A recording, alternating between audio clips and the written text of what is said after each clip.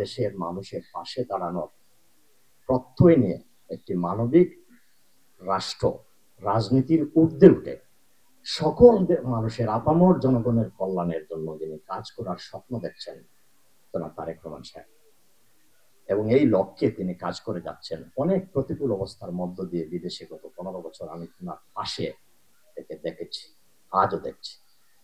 আজকে আমি বিশ্বাস করি আপনাদের মতো মেহনতি মানুষের, দুস্থ মানুষের দোয়া আল্লাহ কবুল করেন। দোয়া করবেন যেন আল্লাহ রাব্বুল আলামিন তাকে সেই সক্ষমতা দান করেন যাতে মানুষের সেবায় তার বাবা এবং মায়ের মতো মানুষের পাশে দাঁড়াতে পারে।